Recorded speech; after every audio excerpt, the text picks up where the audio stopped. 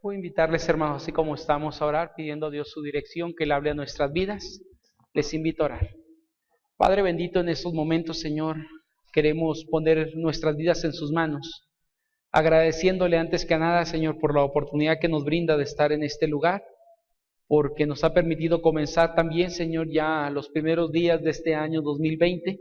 Sabemos que para usted, Señor, no existen los tiempos como los nuestros, pero a nosotros, Señor, de alguna forma es interesante cómo nos permite atravesar de un año a otro con su bendición y su cuidado. Y algunas cosas que hemos estado viendo durante la mañana, queremos también, Señor, que hable a nuestras vidas por lo que estará tratando con nosotros en esta prédica de la tarde. Y pedimos pues, Señor, de su bendición en estos momentos. Y para ello, como cada ocasión que me permite compartir en algún lugar, pido, Señor, que sean gratos los dichos de mi boca y la meditación de mi corazón delante de usted, y que ésta sirva para edificar a cada corazón aquí presente. En Cristo Jesús. Amén. Pueden tomar sus lugares, hermanos. Agradezco a Dios por la oportunidad que nos da de estar reunidos en su nombre. Como pudimos por ahí compartir en la mañana, la prédica iba a estar dividida en dos segmentos. En la mañana estuvimos viendo por ahí propósitos de año nuevo, primera parte, y ahorita estamos con la segunda parte o la continuación y terminación de alguna forma de la prédica que en la mañana comenzábamos.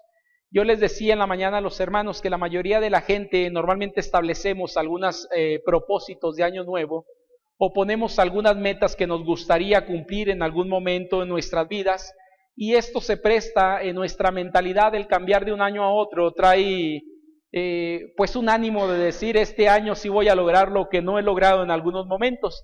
Hablaba en la mañana también de lo que normalmente la gente hace ahí, alrededor de 10 o 12 metas que son comunes denominador en la gente. Entre algunas de ellas estuvimos viendo en la mañana, pero desde el punto de vista bíblico.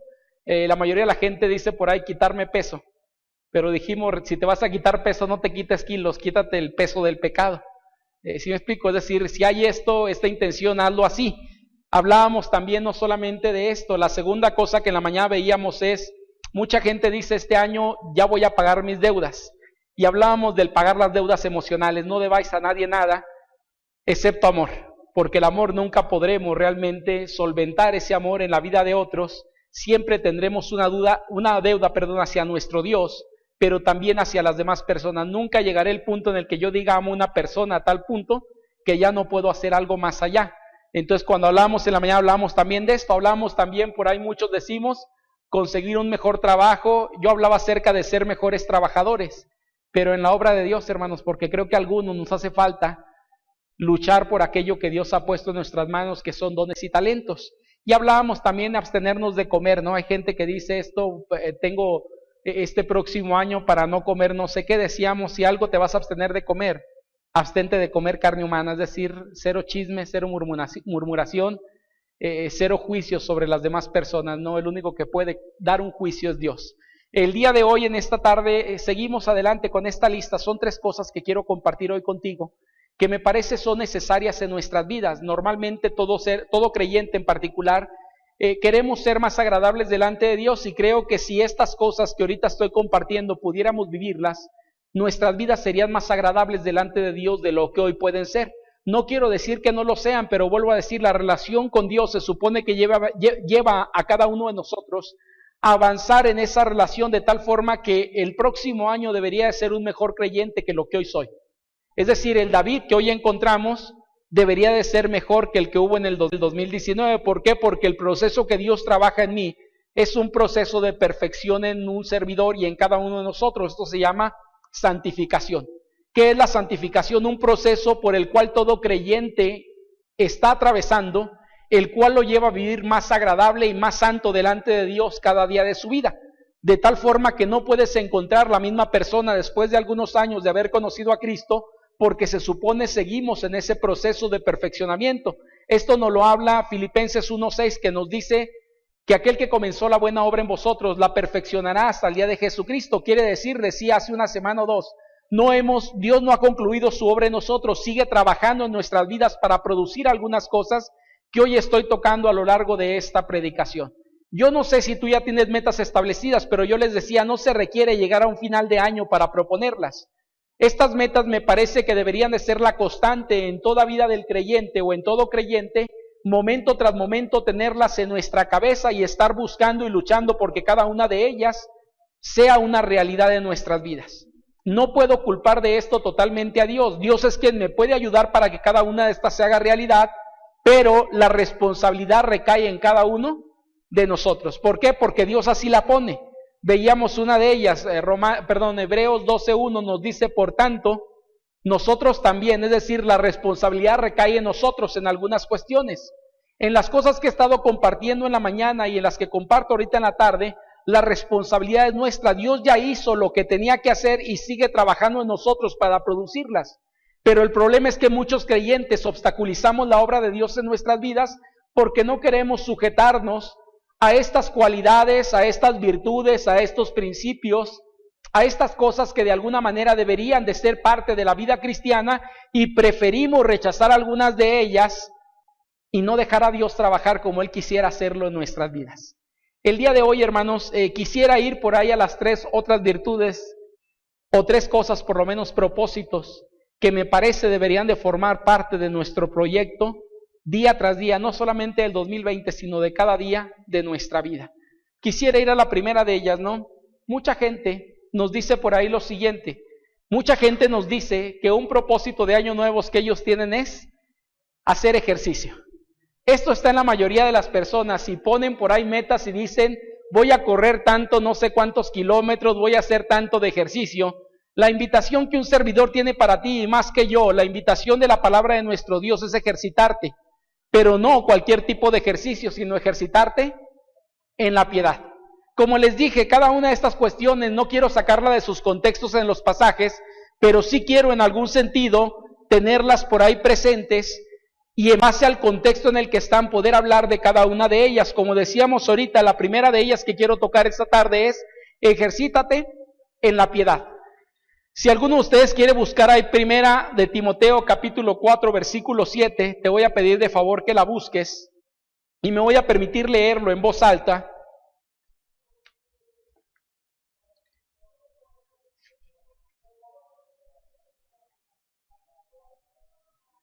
Timoteo capítulo 4, primera Timoteo capítulo 4 versículo número 7.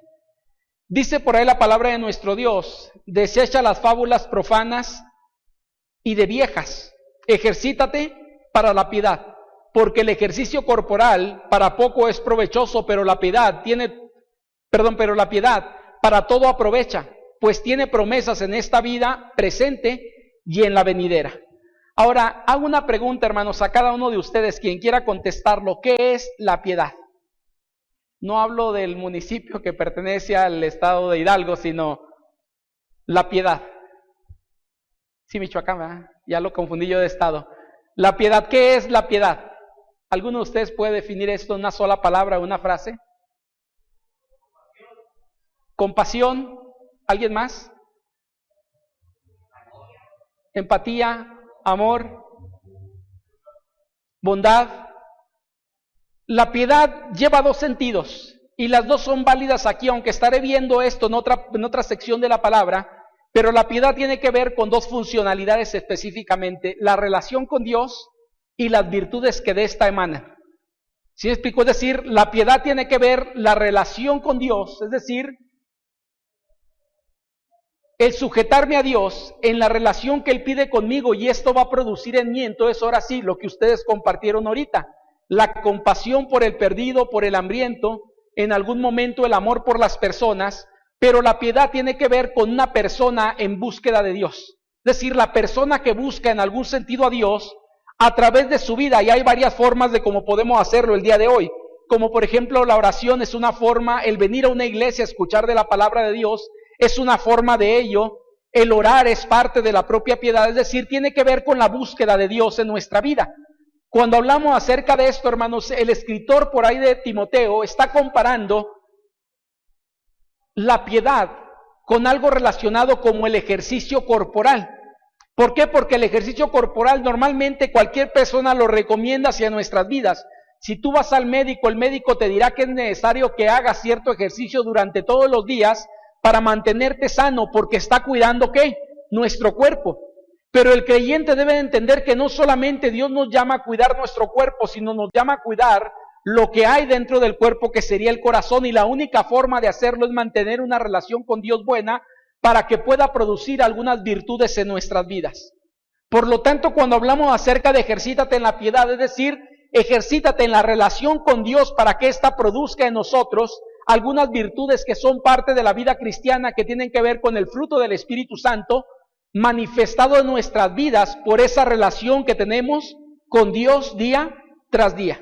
Esta parte, hermanos, es esencial, porque algunos quisiéramos producir en nosotros, o que fuera en nuestra vida natural, el producto del fruto del Espíritu, es decir, que pudiéramos tener amor, gozo, paz, paciencia, benignidad, etcétera, etcétera. Cada una de las características de ese fruto, 9 características, nos gustaría poder expresarla con nuestra vida, pero hay un gran problema, que yo no puedo dar algo que no tengo.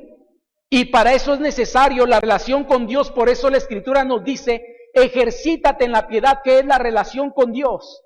Cuando esto existe en nuestras vidas, entonces de forma natural se van a expresar algunas cuestiones que por méritos propios y por esfuerzo no podemos, por más que queremos, alcanzar. Conozco mucha gente que puede decir, quiero tener dominio propio. Yo les decía en la mañana, ¿no? Para la gente que batalla con el alimento, es decir, que come más de lo que debería, hay un gran problema en su vida, como en cualquier otro tipo de vicio. Eso se llama glotonería. Y es porque no tiene dominio propio. ¿Cómo se genera el dominio propio en nuestras vidas? ¿Mentalizándonos? No. Hoy en día hablan algunas cuestiones en la ciencia y personas hablan acerca de la programación neurolingüística. Realmente, hermanos, nada de esto tiene que ver con la Biblia. No es mentalizarme que puedo, es depender de Dios para saber que Dios puede hacer algo que yo no puedo producir en mí mismo. Pero para esto se requiere generar la relación con Dios. Por eso el llamado de Pablo a Timoteo es ejercítate en la piedad, es decir, en la relación con Dios, y deja otras cosas que están ahí, que no te están aprovechando en lo absoluto. Si puedes notar en el versículo número 7 que leímos ahorita, aparecen, hermanos, algunas cuestiones y nos dice en este versículo, en el capítulo 4, versículo 7, desecha ¿qué?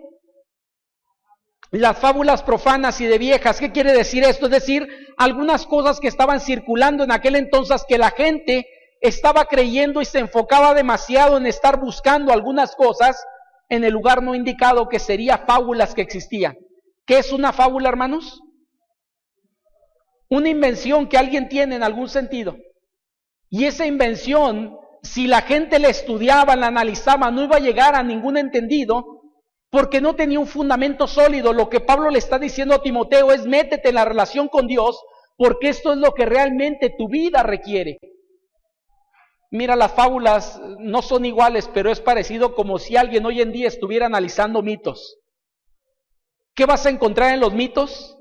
Algo que la gente ha creado, pero no es una realidad.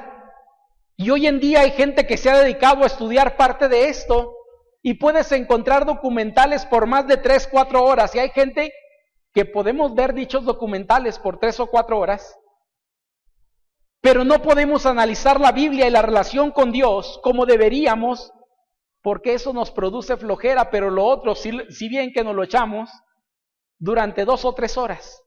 Yo no sé si has visto esto, pero déjame te comento algunos de los programas que en algún momento alguien me dijo que vio. No se crean, los he visto yo en algún momento. Si te metes a Discovery Channel, a History Channel, encontrarás muchas cuestiones relacionadas con esto, como grandes monstruos mitológicos, ¿no? Y varias cuestiones más, que hay programas de series completas de varias secciones, hasta por 4 programas de 1 hora cada una, para hablarte acerca del monstruo del lago Ness, para hablarte acerca del chupacabras, para hablarte acerca de no sé qué tantos monstruos que hay, que han existido y que es parte de la cultura de la gente que cree en muchas de estas cuestiones. Pero no somos capaces de analizar la relación que tenemos con Dios y meternos realmente en una relación verdadera con Él, porque esto produce flojera para muchos de nosotros. Es más, la gente es más capaz de ver. Ahora que pasó el 24 de diciembre, hubo series en History Channel hablando acerca de los milagros de Jesús, que si no lo analizabas conforme a la Biblia, traían muchas cosas que ni siquiera eran así. Yo no los vi, pero vi un pequeño porción de él que me llamó la atención porque no tenía nada que ver con la Biblia. En esta porción que yo vi dentro de este programa, Jesús llegaba al templo y veía por ahí que había algunos cambistas.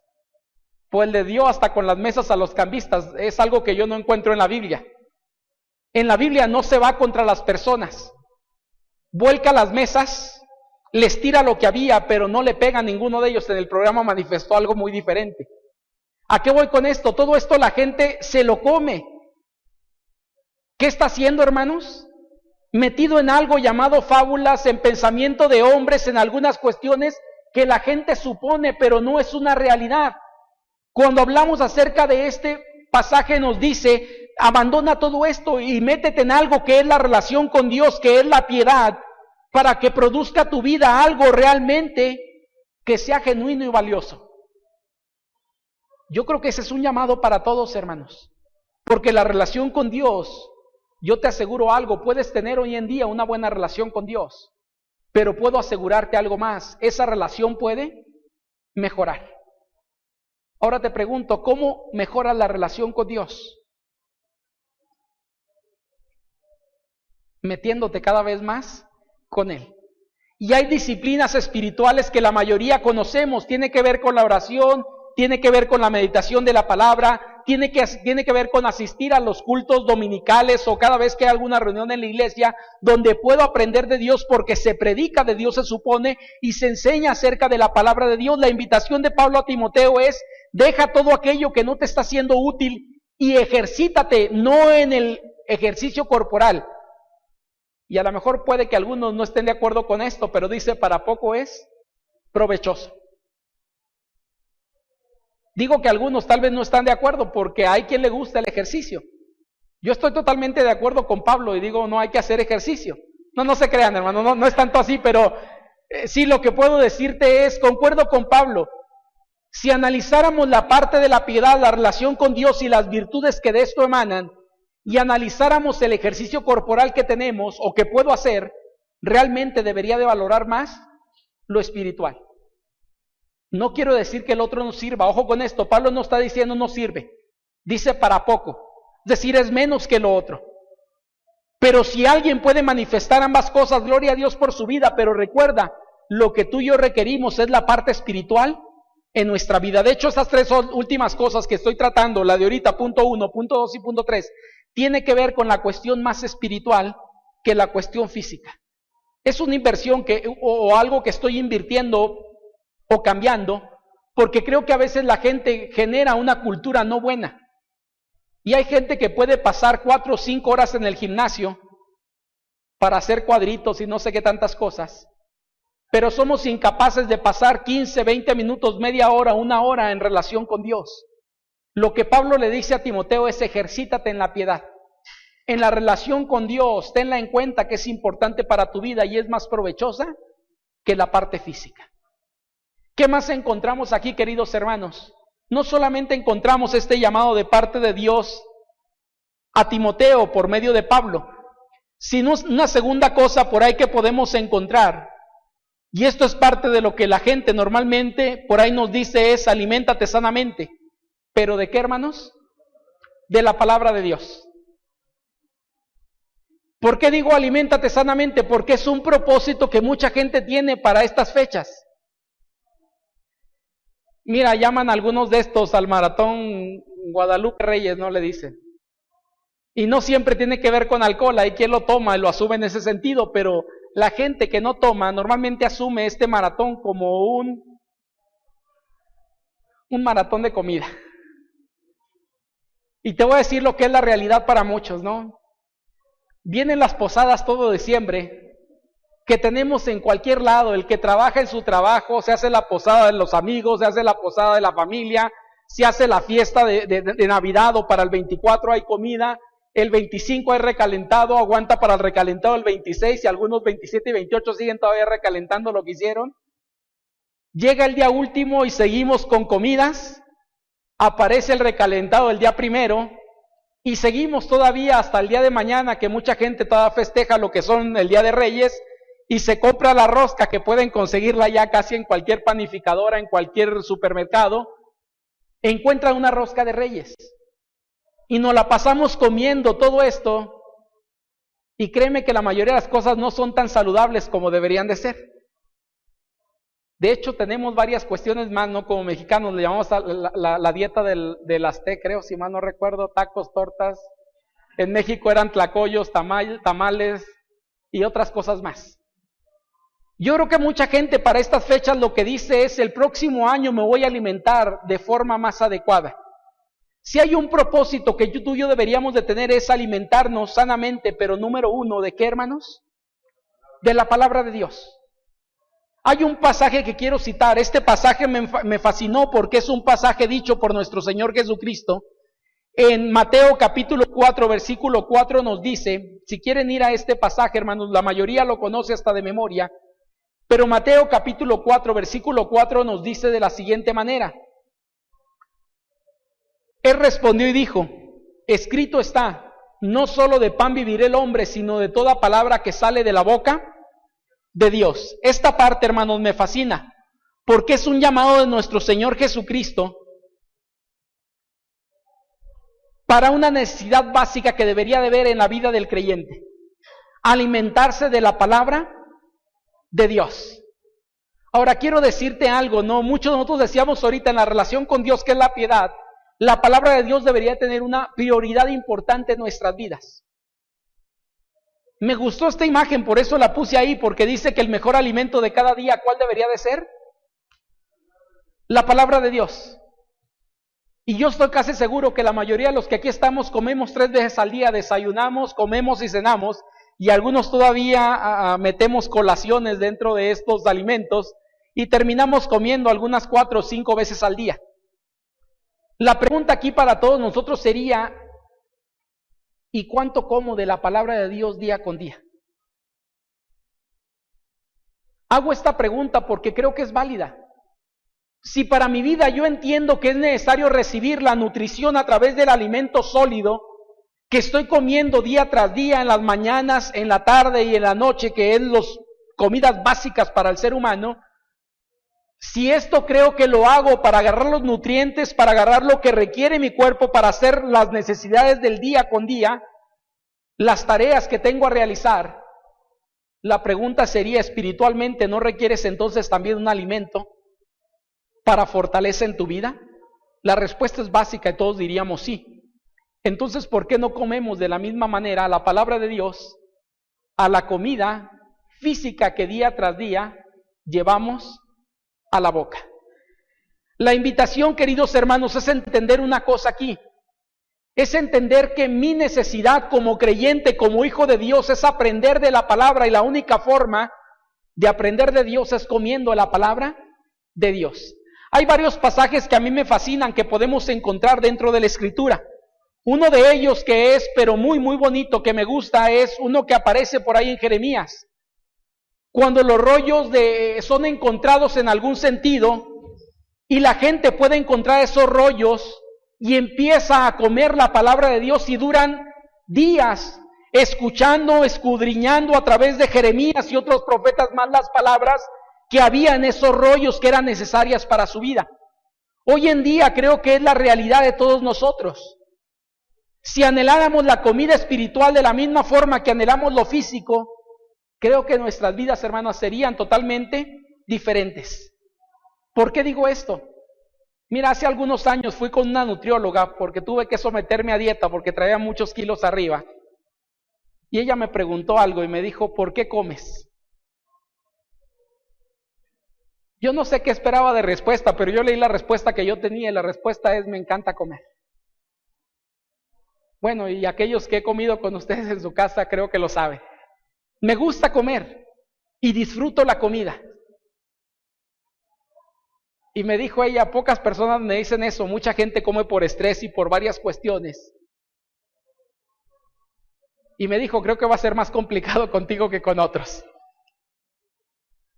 Pero analizando un poco esta respuesta que yo di hace algunos años, imagínate que tú y yo comiéramos la palabra porque la disfrutamos en nuestra vida. No sé si hay algo que disfrutas tú de comida, pero si hay algo que a ti te gusta en algún momento, lo que puedes hacer es estar comiendo aquello que tienes cercano, y comes, y cada vez que pasas por ahí, sigues comiendo aquello. Hay algunas cosas que en casa a mi esposa no le gusta que tengamos porque sabe que cada ocasión que paso por la mesa, agarro eso y resulta que entre casi todo lo de la casa y el cuarto está la mesa. Es decir, voy a pasar por ahí seguramente. Y esto implica, por lo tanto, que estaré tomando, si hay galletas, si me gustan las galletas, cada vez que paso tomo una galleta. Si hay nueces, agarro nueces cada vez que paso. ¿Qué implica esto, hermanos? Que disfruto aquello que estoy comiendo. Imagínate si este sería el pensamiento en nuestras vidas acerca de la palabra de Dios. Me gusta lo que Jesús dice, porque Jesús dice no solamente de pan vivirá el hombre, sino de toda palabra que sale de la boca de Dios. Esto implica entonces, por lo tanto, que cada creyente deberíamos de buscar consumir la palabra de Dios día tras día, aprender de ella, nutrirnos con ella momento tras momento, de tal forma que esto sea algo esencial hacia nuestras vidas. ¿Sabes con qué Jesús está comparando esto cuando lo menciona en el capítulo 4 de Mateo? Con el maná que era derramado en el Antiguo Testamento. El pueblo requería comer y recuerdas que Dios proveía para ellos el maná. ¿Qué era el maná? ¿Qué es esto? No sabemos del todo, pero ese maná que era derramado día tras día ellos lo comían. Y tenían que comer ese maná y acumularlo 6 días a la semana porque bajaba domingo, lunes, martes, miércoles, jueves, viernes y el sábado no había maná. Pero ¿qué era el maná? Algo que Dios les enviaba literalmente para que ellos pudieran nutrirse. Cuando Él dice, no solo de pan vivirá el hombre, sino todo lo que sale de la boca de Dios, ¿saben lo que está diciendo? La palabra de Dios es esencial para nuestras vidas, porque en ella encontraríamos la victoria en medio de cada circunstancia que experimentamos. Me gusta el pasaje porque si puedes notarlo, he predicado de esto en alguna ocasión, y cada vez que Satanás tienta a Jesús, ¿recuerdas cómo contesta Jesús? Escrito está. La mejor defensa en nuestras vidas, hermanos, es la palabra de nuestro Dios ante el enemigo y ante la tentación que Él pone en nuestra vida. David lo dijo en el Salmo 119, versículo 11. En mi corazón he guardado tus dichos, ¿para qué? Para no pecar contra ti. Jesús es cierto que era Dios, pero también era hombre. Y como hombre había aprendido, posiblemente como cualquier judío, un niño a los 12 años conocía ya gran parte de lo que era la ley del Antiguo Testamento. Conocía parte de los escritos porque era obligación de los padres que los hijos a esa edad pudieran saber mucho del Antiguo Testamento. Y cuando Satanás llega y le tienta, Jesús solamente se limita a decir en cada una de las tentaciones, escrito está. Y después de mencionar algunas cosas, ¿qué pasa con Satanás? Se retira. Hoy en día creo que muchos cristianos, hermanos, estamos malnutridos. Es decir, aunque nos veas llenitos por fuera, por dentro nos hace falta realmente una nutrición que es de la palabra de Dios o lo espiritual. Conocemos hoy poco de Biblia.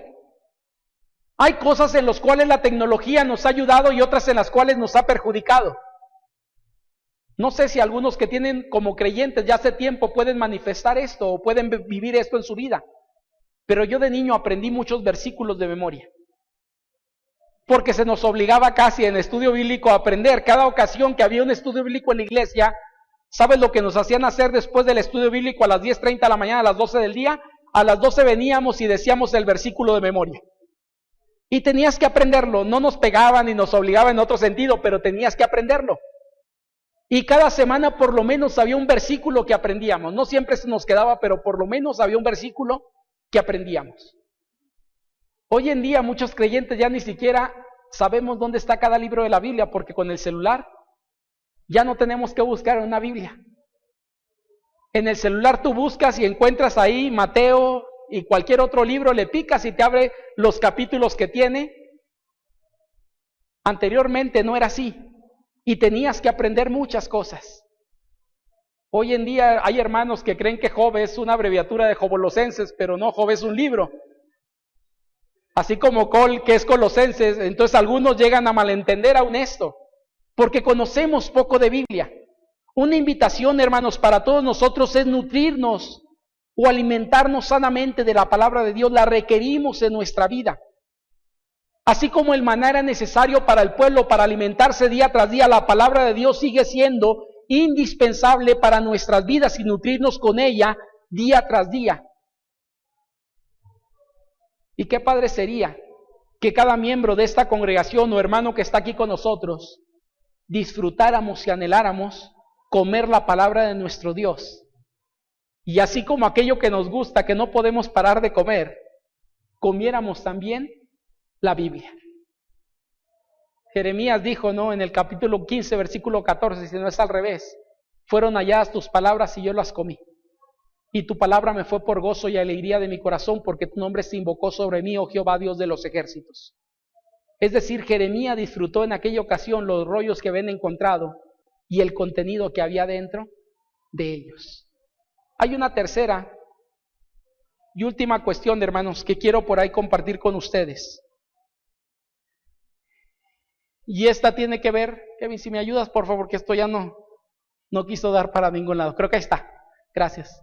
Hacer tesoros. Hay gente que como propósitos de año siempre es hacerse más rico. Y si no es rico, llegar a ser rico. Pero si hablamos de hacer tesoros, hermanos, hay algo por ahí que quiero añadir, que sería hacer tesoros en el cielo.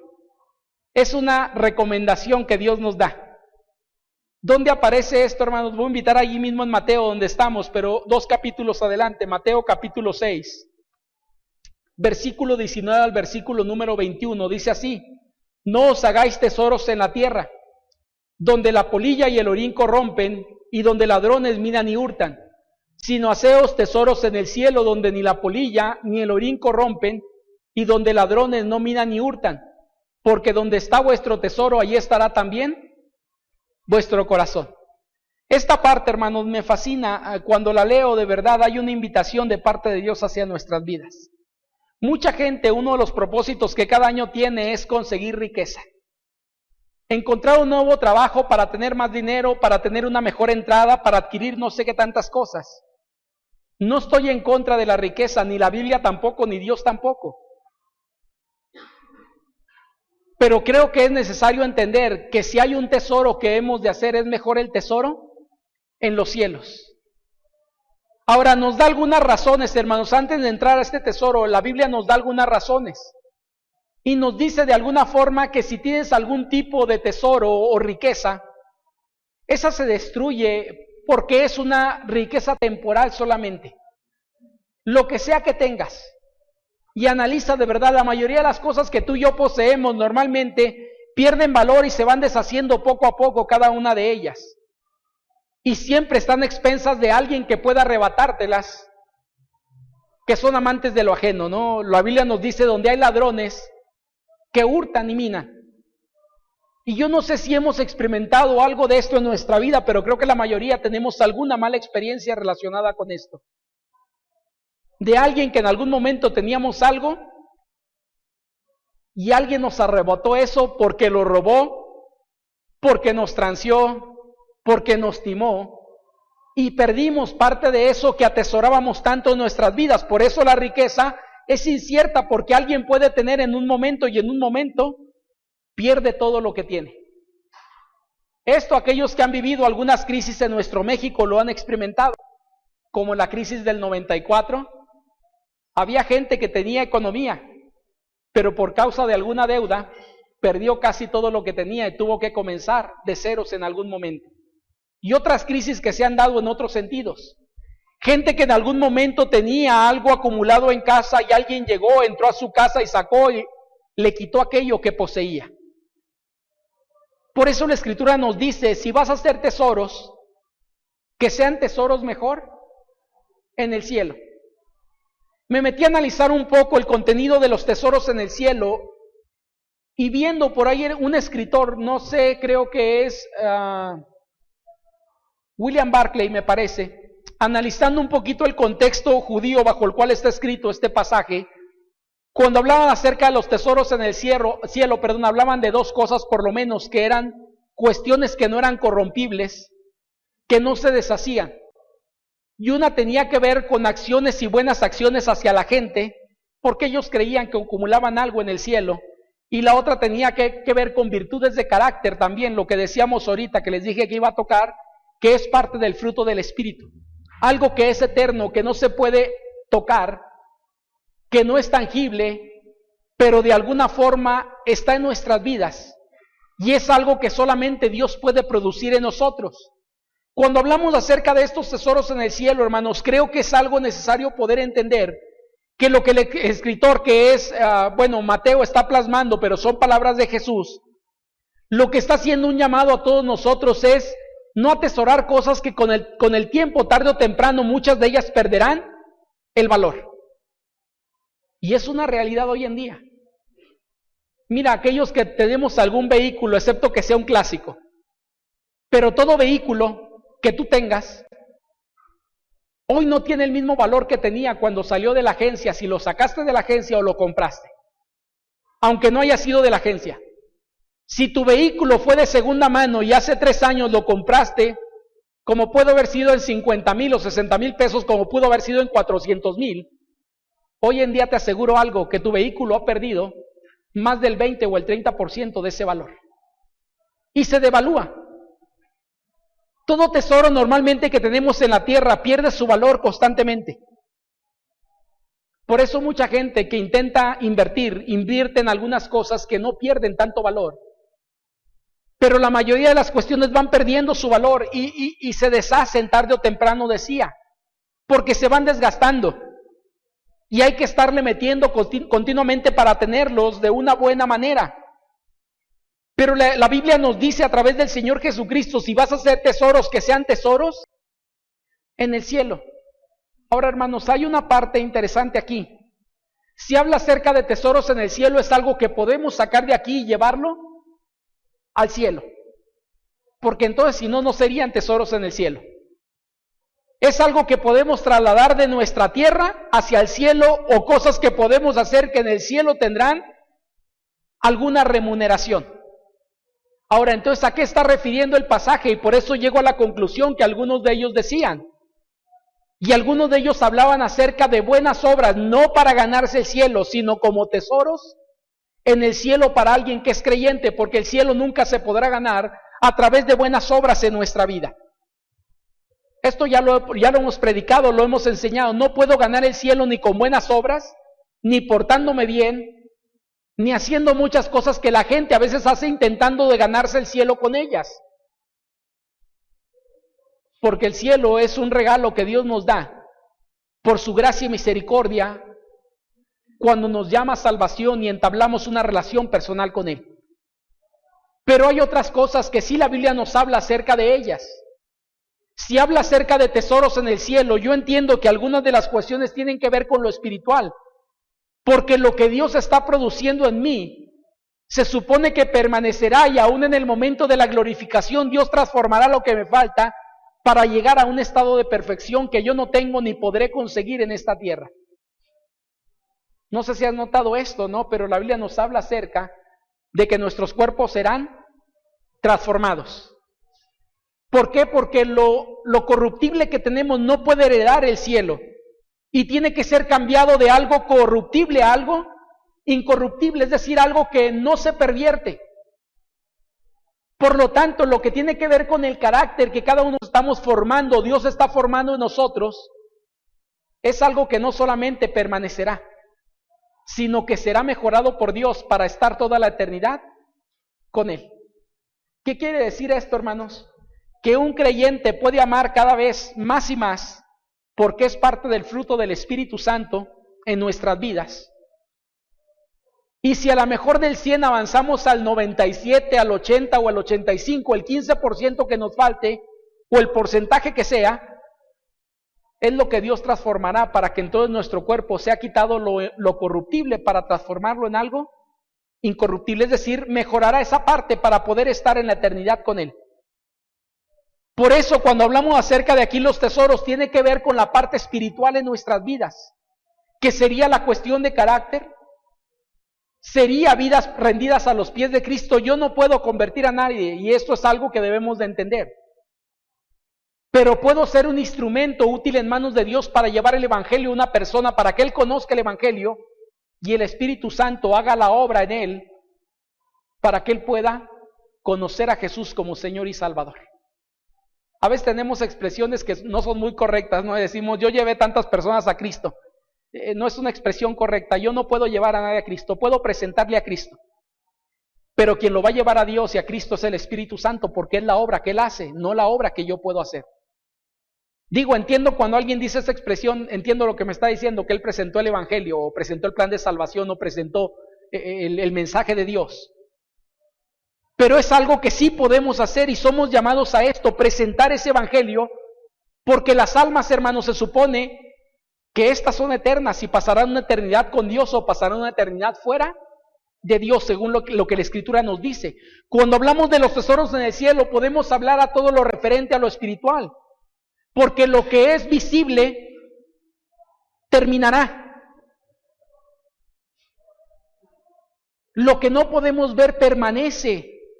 Y la Biblia nos llama a hacer ese tesoro hablando de la parte espiritual en nuestras vidas. Por lo tanto, si en algo hemos de invertir, yo diría invirtamos en nuestro carácter. Que cada vez nuestro carácter pueda ser mejor de lo que hoy es. ¿Qué es el carácter, hermanos? Lo que produce el Espíritu Santo en nuestras vidas. Así como hay gente que tiene un pésimo carácter porque no tiene una relación con Dios, el creyente en relación con Dios debería de manifestar un mejor carácter que alguien que no conoce de Dios. Porque Dios está trabajando en él y está produciendo cosas que solamente el Espíritu Santo puede dar en nuestras vidas. ¿Recuerdas esto, no? La fe es algo espiritual. El dominio propio es algo espiritual. Y cada cosa que podemos encontrar dentro del fruto del Espíritu tiene que ver con lo que Dios produce en nosotros. Y tenemos que esforzarnos no para producir, sino para permitir que Dios siga trabajando en nuestras vidas y haga lo que Él quiere hacer en nosotros momento tras momento. Por eso la invitación que nos da el Señor ahí en Mateo es hacer tesoros en el cielo. Ahora, si Dios te permite hacer tesoros en la tierra también, que Dios te bendiga en ello. Pero la invitación, querido hermano, no te esfuerces tanto en ello, ni inviertas toda tu vida. Porque así como llegan esos tesoros, en algún momento se va. ¿Y sabes cuál es el problema para mucha gente que tiene dinero? Que está cuidando de ese dinero y se enfoca tanto en ese dinero por estarlo cuidando, que se olvida realmente de lo espiritual, que se olvida de Dios. Y hay un pasaje en la Escritura que nos habla acerca de esto. Aquel hombre que tenía llenos los graneros y almacenaba todo lo que tenía. Y él decía, bien, mi alma reposa porque tengo todo. Porque mis graneros están llenos. Y recuerda lo que le dice el Señor, bueno, qué bueno que tienes todo esto, pero si Dios viniera por ti, ¿qué con tu alma? Puedes tener muchas riquezas, pero tu alma está perdida. A la misma ocasión también podemos encontrar que tenemos una bendición de la vida eterna y lo espiritual en nuestras vidas. Pero a la misma vez, hermanos, yo digo que Dios nos dé también la otra bendición de tener algo de economía, pero principalmente lo espiritual. Yo creo que ese es el llamado para cada creyente y es la invitación como propósito de año nuevo y de cada momento de nuestra vida. Si algo de invertir, ¿qué puede invertir? En lo espiritual. Porque eso es lo que realmente permanecerá aún después de la muerte. Todo lo demás, hermanos, tarde o temprano, se acabará. Les he comentado en algún momento de una persona, un matrimonio, que era bastante rico y el deseo del esposo le dijo a la esposa, cuando yo muera, quiero llevarme todo lo que yo he acumulado. Entonces todo lo que yo he acumulado quiero que me lo eches al cajón, porque me lo voy a llevar y no quiero dejarte nada. Y ella le dijo, ok, pues porque eres mi esposo cumpliré tu deseo. Cuando él muere y están a punto de sepultarlo, ella dice, bueno, pues quedé algo entredicho contigo y lo voy a cumplir.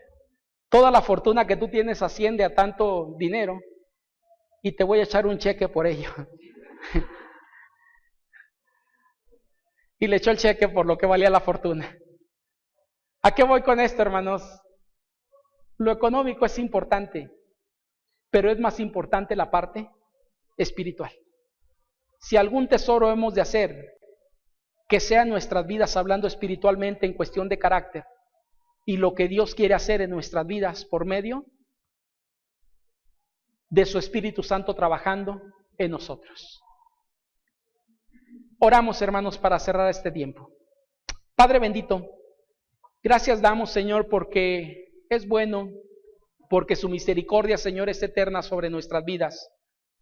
Gracias damos, Señor, por su cuidado sobre nosotros y porque este año que estamos comenzando, posiblemente, Señor, cada uno de los que aquí estamos, hay deseos en nuestro corazón o anhelos o propósitos, Señor, que en algún momento tal vez hemos o no hemos establecido del todo, pero están ahí presentes.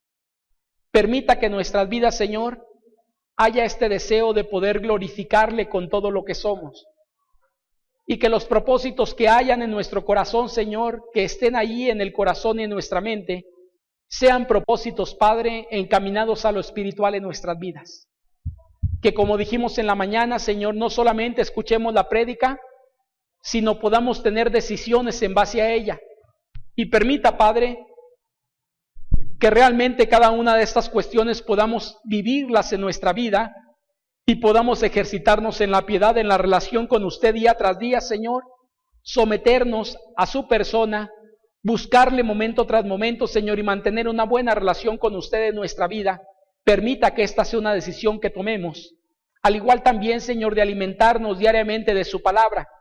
Que no pase día, Señor, que no hayamos probado de su palabra, hayamos meditado en ella y hayamos encontrado cosas importantes y primordiales para nuestra vida a través de ella.